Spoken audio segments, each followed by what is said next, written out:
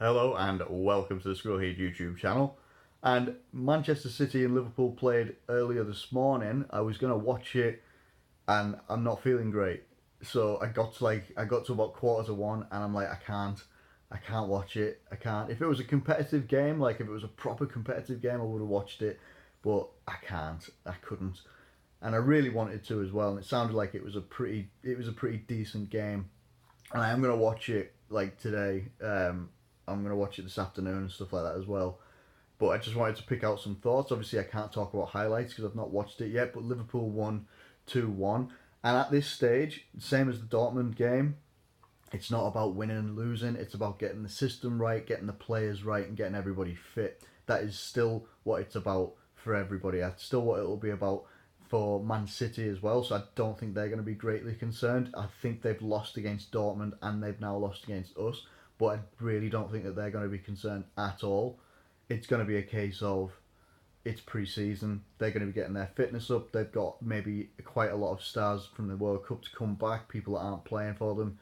You know, key players like Sterling, like Aguero, Vincent Company, Otamendi, Edison. They've got a lot of different players that aren't playing for them right now. We've got a few that aren't playing for them, but if I look at the starting lineups, I think that we were looking the stronger team. We started with Sturridge, Adam Lallana, Curtis Jones, who again is looking like a very decent player. Milner, Fabinho, Wijnaldum, Andy Robertson, Van Dijk, Joe Gomez, Klein, and Karius. We started off with what is the better team on paper, and it just looked like, from what I'm hearing, it looked like we struggled a little bit to get creative, struggled to keep possession, stuff like that. And I could be completely wrong with that. As I say, it's just from what I'm seeing on Facebook groups and Twitter and stuff like that as well. Then we got the introduction of Salah and Mané in the second half, which gave us our goals. Leroy Sane had been brought on for Man City, scored for them first. Salah scored a header, and Mane in the 90th minute scored a penalty. Apparently, it was a controversial penalty, but again, I can't even comment on that. It sealed the win for Liverpool, but it also showed that what I've been expecting for a while through preseason. A lot of people are saying that preseason we haven't necessarily been impressive. We've got some very good youngsters. We've got some very good what people may call the second string or the fringe players and stuff like that. And we do, to a point. Sturridge is proving a point again this preseason. He's starting to look a lot sharper. People are saying that Fabinho is going to take a little bit of a while to settle into the team. That was expected because Jurgen Klopp had said it was expected. He'd come from a different playing style, a different system at Monaco. The reason why Keita is settling in quicker is because he came from a system that's quite similar to Liverpool. And, they play the high press, play fast football, everything like that, getting that ball back as quick as possible and moving it into an attacking position. Fabinho might take a little bit of a while, but I still think that he's had a very good pre-season. I think he's shown that he's gonna be very good. And we've still got Henderson to come back in that role as well. So there's still positives to take from it. There's still obviously some things to take from it that, I think Karius, by the sounds of it, had a good game. He's commanded himself quite well, and he's not really given up any mistakes. The headlines aren't about Karius, which I'm really happy about. I'm probably happier about that than a lot of people will be. I'm just happy that Karius isn't part of the headlines, and can this be maybe some ground being made up on Karius perhaps sticking around and being a number two. There's a lot of time left in this transfer window, and we can't be left without a number two goalkeeper at least. Now, looking at the people that came on, I think from what I can tell, I'm purely going off the Forza Sports app, which is what I use for all of my stats and stuff like that. That we pretty much made wholesale changes. Kelleher came in as goalkeeper in the second half as well, or at some point in the second half anyway, and made some very good saves. Clavan, Alberto Moreno, Nathaniel Phillips, Gruich, Woodburn, Mane, Salah, Solanke. I think, is that it for the changes? No, Camacho as well. So there were some wholesale changes as well, and by the looks of it, you know, Salah's come on, Mane's come on, and they've changed the game. and that's what we expect. That's what we should have expected as well. Yes, they haven't played in a long time. They've only been training, but Salah comes on, and Salah is Salah. Salah's always going to be Salah, and I'm hoping that he can. I'm hoping he can do what he did against City this morning.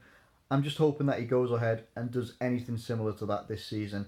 I don't think Salah's going to get the numbers that he got last year, but I don't think that he'll need to.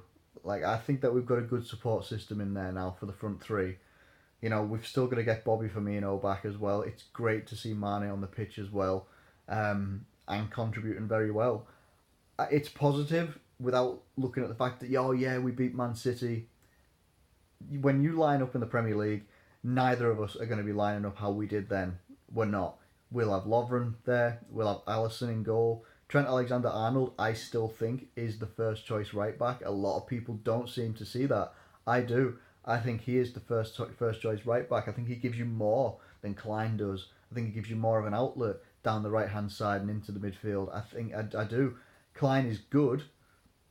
I think Trent Alexander-Arnold's better, and that is just my opinion. I think going forward, we're going to look great. Keita didn't play last night because he had a sore neck, and a lot of people were a bit like, has he actually got a sore neck, or are we actually just not wanting to show him to Man City? They can watch videos if they want. It's not like we can keep anything hidden.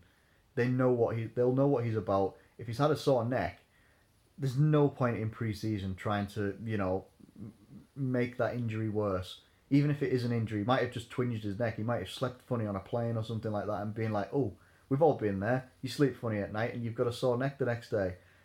No point risking it. No point risking it. I think he would have done absolute bits in this game against Man City.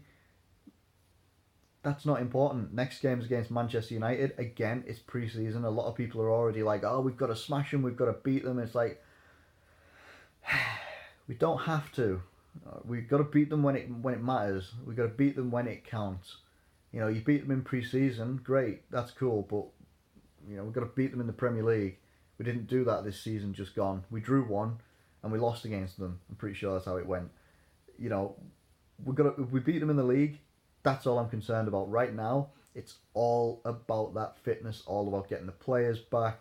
I think Shaqiri is apparently going to be in line for his first feature. Anyway, I'm not going to say his first start because he might not start the game, but I'm pretty sure he might have his first feature against Manchester United, who have just played AC Milan, and I think they had 16 rounds of penalties. It started to sound like Liverpool versus Middlesbrough back in the 14-15 season when we had Balotelli. Bloody hell. We've come a long way, haven't we? We have come a long way from having to rely on Balotelli. Wow.